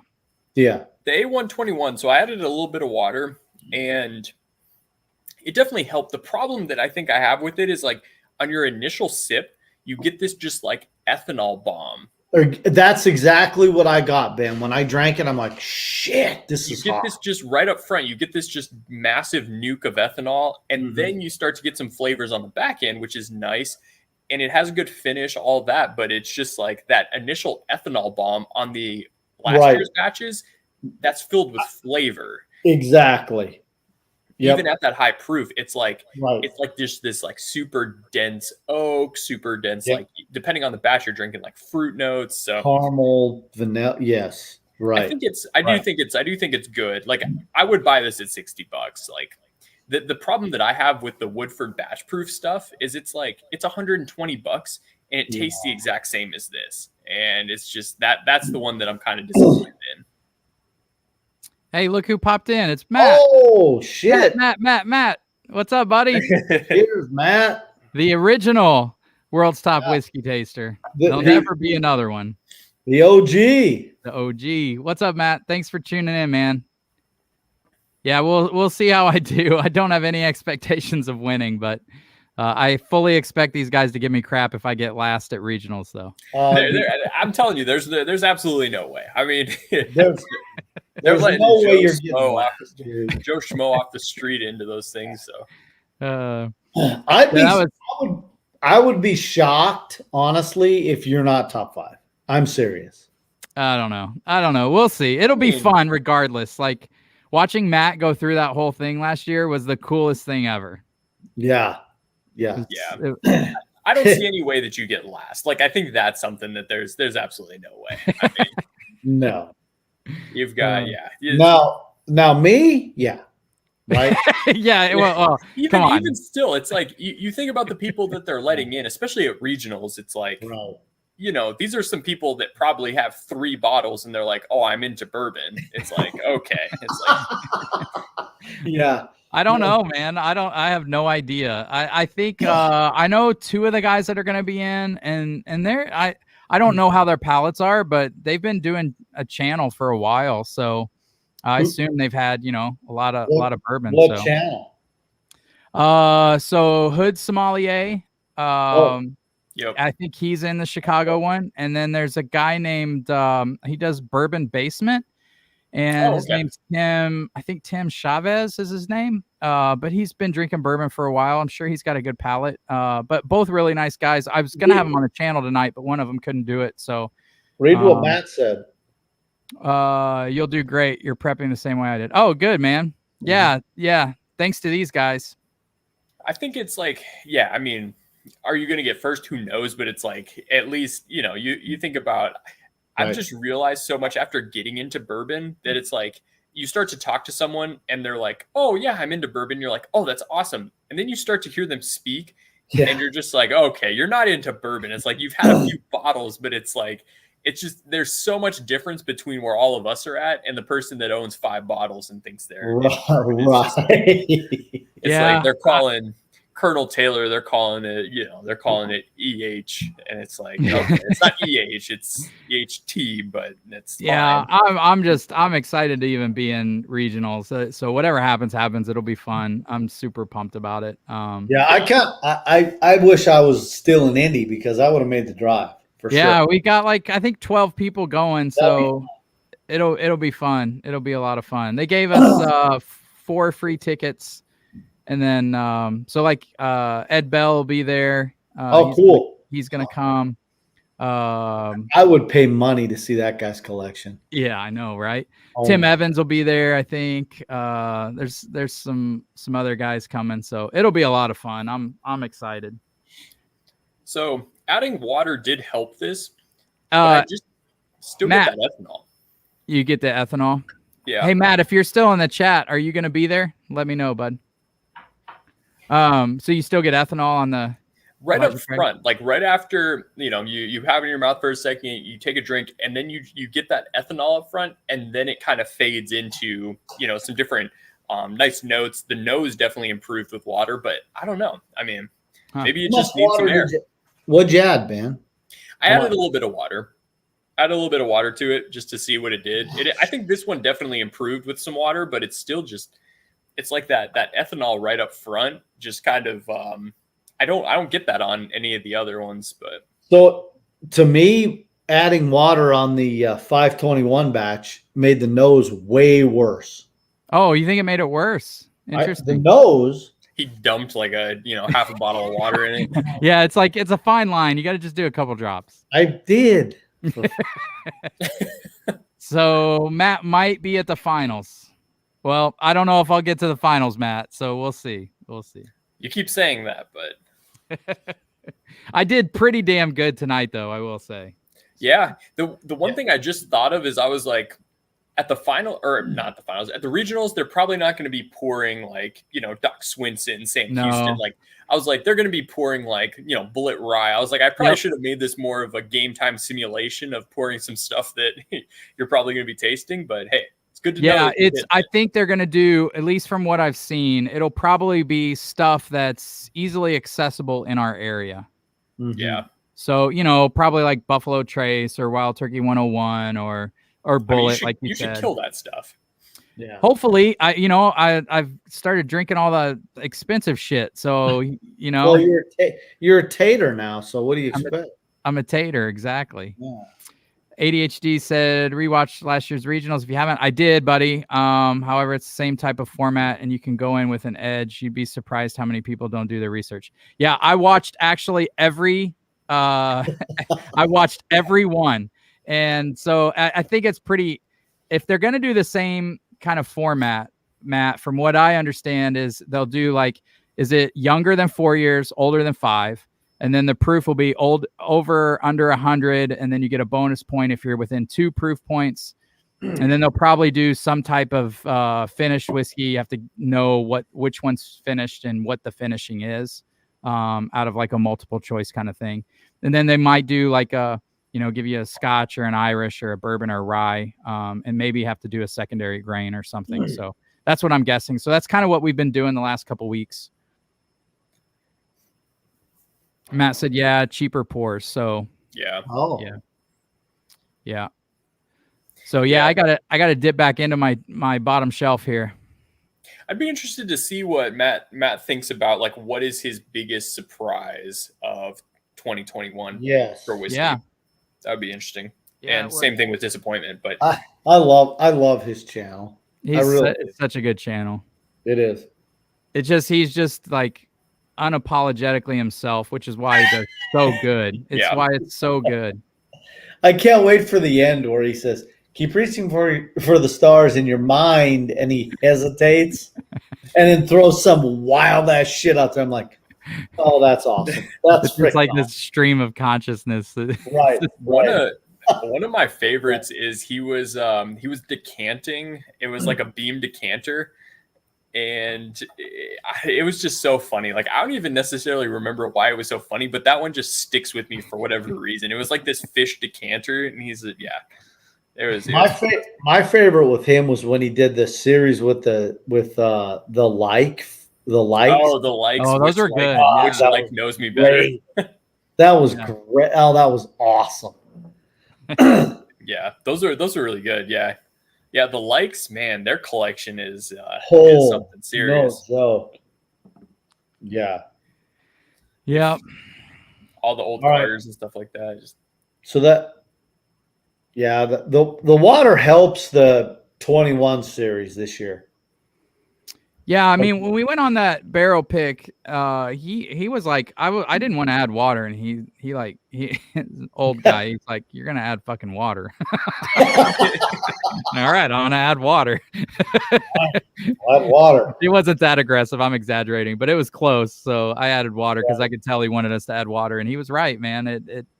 Everyone we tasted, I was like, all right, this is really improved with a little bit of water. So right, yeah. He's like, I didn't go fight a nom for you not to add water to this sample. Right. Oh shit. Oh, that's fabulous. So is Matt the only one in the chat left? No, we got a few in here. Yeah, right. We're getting already on 2 hours. I can't believe my camera didn't die. I'm so glad. I was really worried about it. That's fabulous. Yeah, it must be working fine, but yeah, it's telling you it's not, but it is. Guys, thanks for sending these samples. I mean, it helps so much just to like get reference points, before we go into this competition. Yeah, just to try stuff that you don't already know is on your bar. Yeah, exactly. Yep. Yeah, because you question yourself when I have Renee do pours for me. I'm like, well, I mean, I know I got 100 bottles open on my bar, but it's still my bar, and I still know it a little bit. Even though it's challenging, it's not as challenging as you guys could be sending me anything. Right. And so how many do you have open, Ben?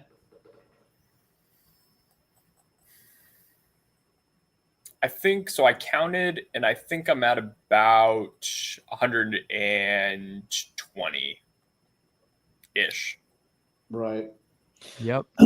Now, when you drink bourbon at night, do you go with one pour, or do you do a lot of small pours?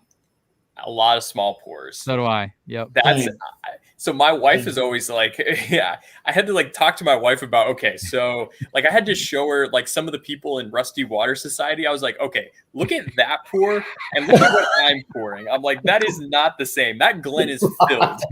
I was like, because she was like, do you have a drinking problem? I was like, okay, I do not have a drinking problem, but it's because it's like I pour probably under an ounce. I was like, I get a few sips.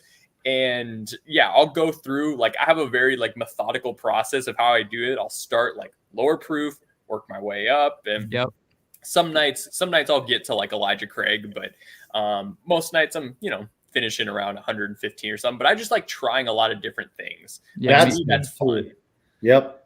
So that's how I do it. Like exactly. My wife's always like, isn't that your like fourth one? I'm like, yeah, but they're like this big. It's my fourth one equals 1 2-ounce pour. Yeah, one Rusty Water Society pour. I see some of these people. So what's his name? Randy in the group who like always does those bottle chugs. I'm like, dude, I'm like, that guy's finishing a bottle in like less than a week. I'm like, oh my those guys, I love those guys. They're no joke, man. They are no joke for sure. You should go in there and look at the bottle chug train going on tonight. In fact, I think I'm supposed to do a bottle chug tonight. So yeah, don't do that. Don't do that. Yeah, that's not. Sometimes I have to like tell myself, I'm like, okay, I'm gonna take a day off just so I can tell myself that I'm not addicted to bourbon. But yeah, so I just got like I do the same thing. I really a day here and there. It's just I just got my yearly physical, and all my numbers were great. So I was like, yes, I'm not an alcoholic. All my numbers were right in the line. My cholesterol was like 158, so I was good to go. It's funny. So like every time I go into the doctors or the dentist, sometimes they'll check my blood pressure. I always have this problem where I'm overthinking it. I'm nervous and I always get like super high blood pressure. So probably, what was this? Like a month ago? No, maybe a month and a half ago when I got COVID, I went in to go get a COVID test and they took my blood pressure and it was something very high. Partly because I had COVID. I was very nervous about getting my test. That was the first time I got a COVID test.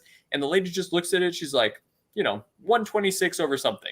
And I'm just like, oh my gosh, am I about to die? And she didn't even say anything. I was like, should I be concerned about this? And didn't say a single thing. So I went home and took my blood pressure at home and it was like 116. I was like, oh, okay. Yeah, she's like, no, we see people all day who are one sneeze away from exploding. You're fine. Yeah, I was like, oh my gosh. Yeah.